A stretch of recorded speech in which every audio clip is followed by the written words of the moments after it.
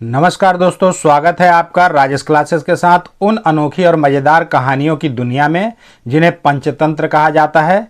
दोस्तों, मेरा ये स्पष्ट मानना है कि यदि आप पंचतंत्र, हितोपदेश, चाणक्य नीति जैसी पुस्तकों को पढ़ लेंगे, उस पर अमल करेंगे तो आपको जीवन के किसी भी क्षेत्र में सफल होने से दुनिया की कोई ताकत रोक नहीं सकती। ये जो आजकल स्कूली पाठ्यक्रमों में हमें सिखाया पढ़ाया जाता है, वो सिर्फ किसी के नौकर बनने की रोबोटिक ट्रेनिंग मात्र है और इसकी शुरुआत 1991 में आर्थिक उदारीकरण के बाद पाठ्यक्रमों में से नैतिक शिक्षा को हटाकर किया गया। आपको जानकर आश्चर्य होगा कि स्कूलों में बच्चों को कैसी शिक्षा मिलनी चाहिए, ये बड़े बड़े उद्योगपति, पूंजीपति तय करते हैं, न कि सरकार। और उन्हें नैतिक मूल्यों से परिपूर्ण व्यक्ति नहीं चाहिए जो अपने माता पिता, परिवार, दोस्त यार की ज़्यादा परवाह करता हो, बल्कि उन्हें तो रोबोटिक मानव चाहिए जो पैसों की खातिर उनके कारखानों में दिन रात काम करें और इसी के मुताबिक स्कूलों में पाठ्यक्रम तैयार किए जाते हैं। अपने पिछले वीडियो के बाद से अब मैं जीवन के वास्तविक ज्ञान को आपके लिए ला रहा हूँ जो आपको संपूर्णता में विशेषज्ञ बनाएगा। और साथ ही आज व्यक्ति को सामान्य अंग्रेजी की जानकारी का होना भी बेहद आवश्यक हो गया है, क्योंकि इंग्लिश एक ग्लोबल लैंग्वेज बन गई है। इसलिए इस कहानी के माध्यम से हम इंग्लिश को बहुत ही सरल भाषा में सीखेंगे। कहानी शुरू करने से पहले आपसे अनुरोध है, अगर आप चैनल पर नए हैं या अभी तक चैनल को सब्सक्राइब नहीं किया है तो ज़रूर कर लें। तो आइए मिलकर सीखते हैं और अपने भविष्य को उज्जवल बनाते हैं। आज की कहानी का टाइटल है द ब्राह्मण एंड द क्रूक्स। क्रूक्स मतलब होता है बदमाश, ठग, धूर्त, और ब्राह्मण और ठग की कहानी है। वंस अ ब्राह्मण lived in a small village. एक बार एक छोटे से गांव में एक ब्राह्मण रहता था। ये जो है ना, ये पास्ट इंडेफिनिट टेंस का सेंटेंस है, क्योंकि यहाँ पे वर्ब का सेकंड फॉर्म लगा हुआ है। He made a living by performing rituals. वह अपना जीवन यापन, लिविंग मतलब होता है जीवन निर्वाह, जीवन यापन, जीविका। तो वह अपने जीविका कैसे चलाता था? बाय परफॉर्मिंग रिचुअल्स, धार्मिक कर्मकांड करके, पूजा पाठ करके। रिचुअल्स मतलब होता है धार्मिक अनुष्ठान, धार्मिक क्रिया, पूजा पाठ, कर्मकांड, ये सब होता है ना रिचुअल्स। यहाँ पे टी को च उच्चारित कर रहे हैं ना, क्यों कर रहे हैं इसके लिए आप मेरे इस वीडियो को देखिए, आपका पूरा कॉन्सेप्ट क्लियर हो जाएगा, कब टी को ट पढ़ते हैं, कब टी को च पढ़ते हैं। तो वह पूजा पाठ करके अपना जीवन निर्वाह करता था, अपना गुजारा करता था। वन डे, एक दिन, a rich merchant gave him a God for his services. एक दिन एक धनी, रिच मतलब धनी, मर्चेंट मतलब व्यापारी, एक धनी व्यापारी, गेव हिम अ गॉड, एक बकरी दिया, उसे एक बकरी दिया, फॉर हिज सर्विसेज, उसकी सेवाओं के लिए, उसकी सेवाओं से खुश होकर उसे एक बकरी दिया। द ब्राह्मण slung the god over his shoulders and walked toward his home। तो जो ब्राह्मण था उसने स्लंग कर लिया, टांग लिया, लटका लिया। स्लंग जो है ना वो स्लिंग का सेकेंड रूप है ना। स्लिंग मतलब होता है लटकाना, लोकना, झटकारना, लटकन, उसको स्लिंग बोलते हैं। तो ये स्लंग पास्ट इंडेफिनिट टेंस ना। उसने लटका लिया बकरी को, ओवर हिज शोल्डर्स, अपने कंधों पर टांग लिया। And walked towards his home, और वह अपने घर की तरफ चल दिया। टुवर्ड्स मतलब होता है की ओर, की तरफ, और वह अपने घर की ओर चल दिया अपने बकरी को टांग कर। ऑन द वे, रास्ते में, वे मतलब होता है रास्ता, और ऑन मतलब में भी होता है ना, पर तो होता ही है, में भी होता है। ऑन मतलब के पास भी होता है, चालू भी होता है। जैसे हम स्विच ऑन करते हैं ना, यानी चालू करते हैं, स्विच आप बंद करते हैं, तो वो भी होता है, लेकिन यहाँ पे में होगा ना, इसका मतलब रास्ते में। टू क्रूक्स सॉ द ब्राह्मण। दो बदमाश देखे ब्राह्मण को, दो बदमाश ब्राह्मण को देखे, सी का सा हुआ है। They wanted to cheat him, वह उसे ठगना चाहते थे। ये वांट्स का वांटेड हुआ। चीट मतलब होता है ठगना, धोखा देना, छल करना। तो वह उसे ठगना चाहते थे क्योंकि बकरी को देख लिया था ना। And take away the goat, और बकरी को छीन लेना चाहते थे, छीन कर ले जाना चाहते थे। टेक अवे मतलब होता है ले लेना, छीन लेना, अपहरण करना। तो और बकरी को छीन कर ले जाना चाहते थे वहां से। So they hid at different places and waited for him. इसलिए, सो मतलब इसलिए, वे छुप गए, हिड मतलब छुपना, छुप गए। एट डिफरेंट प्लेसेस, भिन्न भिन्न जगहों पे, अलग अलग जगहों पे। डिफरेंट मतलब होता है अलग अलग, भिन्न भिन्न। तो अलग अलग स्थानों पर वह छुप गए एंड वेटेड फॉर हिम, और उसका इंतजार करने लगे। When the ब्राह्मण reached a lonely place, जब ब्राह्मण पहुंचा एक सुनसान स्थान पर, लोनली मतलब होता है अकेला, निर्जन, एकांत, सुनसान। तो रीच मतलब पहुंचना।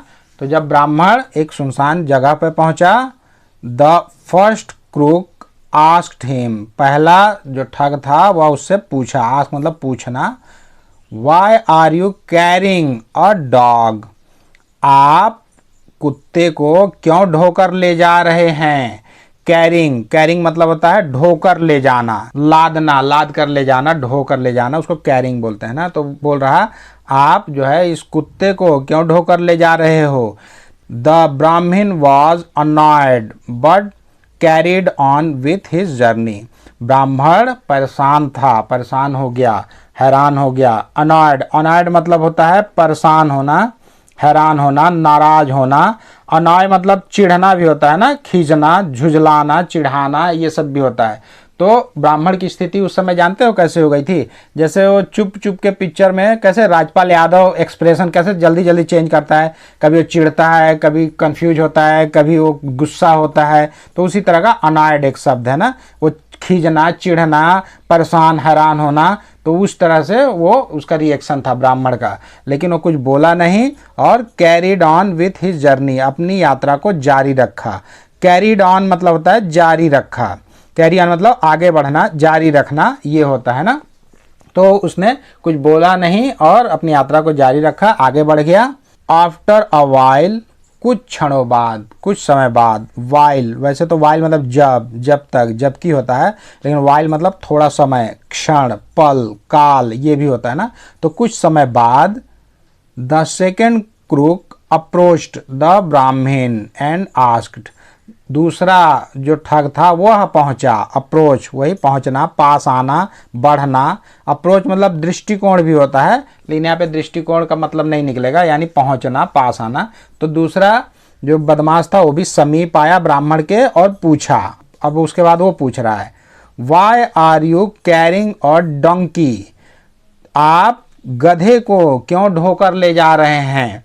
अब वो कुत्ता बोला था पहला वाला, दूसरा ये बोलता है कि आप इस गधे को क्यों ढोकर ले जा रहे हैं। द ब्राह्मण वॉज स्केर्ड, अब जो ब्राह्मण था वो स्केर्ड, डर गया। स्केयर मतलब डरना, भयभीत होना।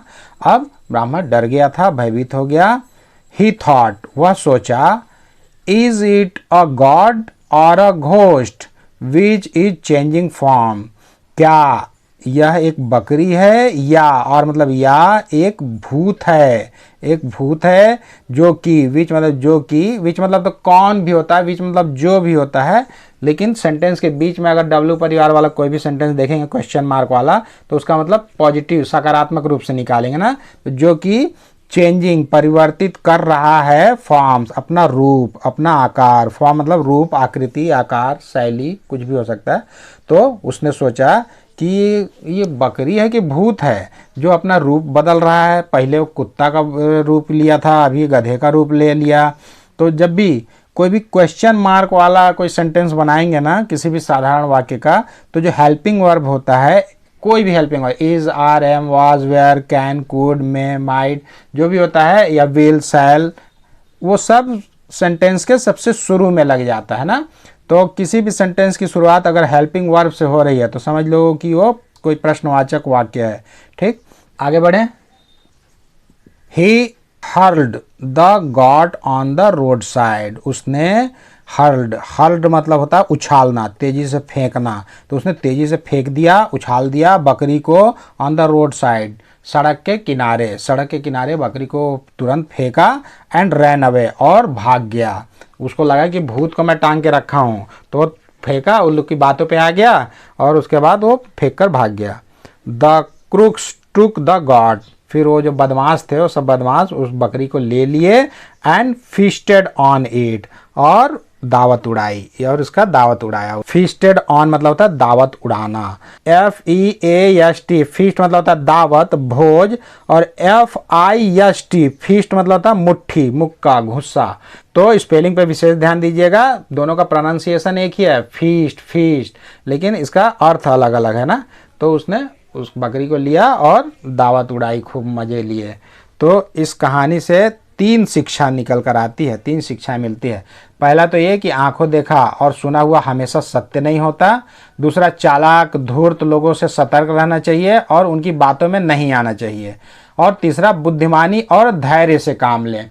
खुद भी सोचना चाहिए था ब्राह्मण को कि ये सही बोल रहे हैं कि नहीं, और धैर्य रखना चाहिए था उसको। धैर्य नहीं रखा, तुरंत पटक के भाग गया। यानी कि यह कहानी हमें यह सिखाती है कि हमें अपने विवेक पर विश्वास करना चाहिए, किसी भी परिस्थिति में धैर्य और बुद्धिमानी से काम लेना चाहिए, और दूसरों की बातों में आकर जल्दबाजी में कोई निर्णय नहीं लेना चाहिए। यानी कि बिना जांचे परखे किसी भी निष्कर्ष पर नहीं पहुंचना चाहिए। ठीक, तो आज के लिए इस वीडियो में बस इतना ही। यदि आज का लेसन आपके जीवन में जरा सा भी वैल्यू ऐड किया होगा तो कृपया वीडियो को लाइक करें, चैनल को सब्सक्राइब करें और बेल आइकन को प्रेस करके ऑल पर जरूर सेट कर लें, ताकि मैं जब भी इस तरह की कोई वीडियो अपलोड करूं तो उसका नोटिफिकेशन सबसे पहले आपको मिल सके। तो बहुत जल्द मिलते हैं एक और मजेदार और ज्ञानवर्धक वीडियो के साथ। तब तक के लिए आप लोग अपना ध्यान रखें, खुश रहें, मस्त रहें, स्वस्थ रहें एंड कीप लर्निंग। नमस्कार।